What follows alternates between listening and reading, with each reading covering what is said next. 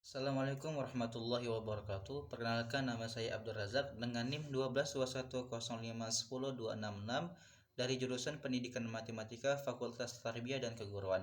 Di sini saya akan menjelaskan tentang dinamika Islam di Malaysia guna untuk memenuhi tugas akhir dari sejarah Islam Asia Tenggara.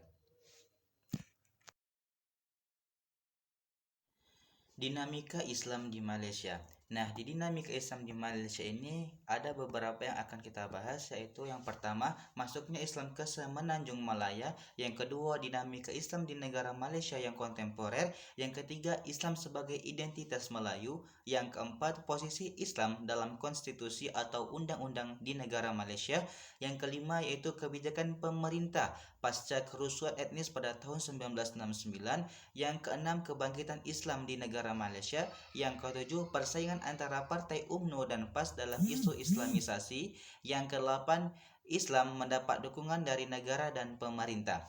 Selanjutnya, yang pertama yang akan kita bahas yaitu masuknya Islam ke Semenanjung Malaya. Islam masuk ke Semenanjung Malaya melalui perdagangan dan misi-misi Islam. Pedagang Islam India dan Tiongkok membawa agama Islam ke wilayah tersebut. Sementara ulama melakukan perjalanan jauh untuk menyebarkannya. Perkiraan lain menunjukkan bahwa Islam mulai masuk ke Semenanjung Malaya pada abad ke-12 Masehi melalui kedatangan pedagang Arab dan India. Kesultanan Malaka menjadi pusat penyebaran Islam pada abad ke-15 Masehi dengan waktu Islam menjadi agama yang dominan di Semenanjung Malaya yang dapat mempengaruhi politik, sosial, dan budaya. Kesultanan-kesultanan Islam seperti Malaka, Johor, dan Aceh memainkan peran penting dalam penyebaran dan pemeliharaan agama ini. Selanjutnya yang kedua yaitu dinamika Islam di negara Malaysia yang kontemporer.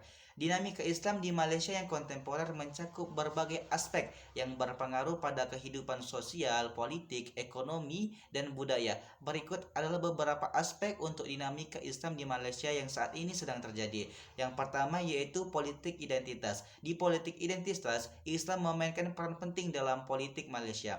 Yang kedua, hukum dan sistem peradilan. Hukum Islam, terutama dalam hal keluarga dan moralitas diatur oleh undang-undang syariah di negara bagian.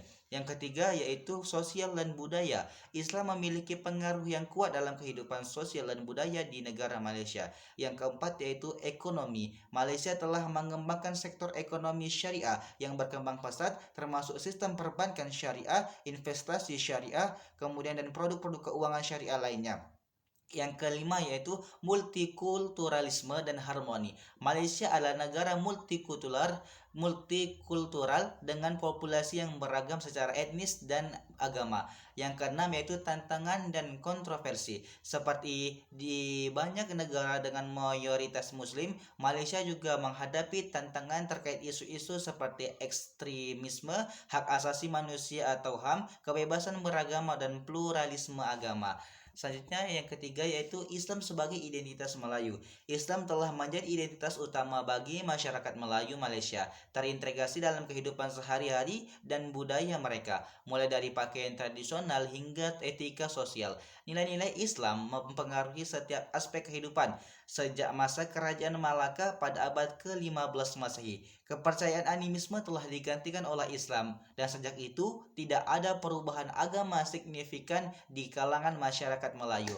Ada tradisi dan budaya Melayu telah disesuaikan dengan ajaran Islam, sehingga Islam menjadi bagian yang tak terpisahkan dari identitas nasional mereka. Selanjutnya yaitu posisi Islam dalam konstitusi atau undang-undang di negara Malaysia. Perlembagaan Persekutuan Malaysia menjadikan Islam sebagai agama resmi di negara tersebut, namun tidak secara tegas menjadikan undang-undang Islam sebagai undang-undang negara. Hal ini menyebabkan polemik apakah Malaysia adalah negara Islam atau sekuler. Meskipun Islam diberikan peruntukan yang dominan, konstitusi memberikan kebebasan beragama kepada non-muslim. Meskipun Islam menjadi agama resmi, Malaysia tidak dianggap sebagai negara Islam secara ideologis dan hukum pemerintah tetap berlaku. Konstitusi tetap sebagai undang-undang tertinggi. Dengan Islam diakui sebagai agama federasi, sultan-sultan juga memiliki peran khusus dalam menjaga Islam di wilayah mereka masing-masing. Selanjutnya yaitu kebijakan pemerintah pasca kerusuhan etnis pada tahun 1969.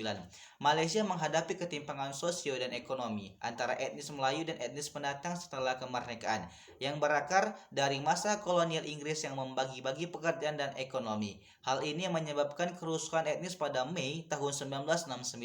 Tragedi tersebut mendorong pemerintah untuk memperjuangkan nasib Melayu melalui Badan Dasar Ekonomi Baru atau DEB yang bertujuan untuk meningkatkan keadilan sosioekonomi bagi Melayu melalui prioritas dalam bidang ekonomi dan pendidikan. Program DEEB ini memberi kesempatan pendidikan yang luas bagi Melayu, mengirim mereka untuk belajar sains dan teknologi, yang kemudian memainkan peran penting dalam kebangkitan Islam di negara Malaysia tersebut.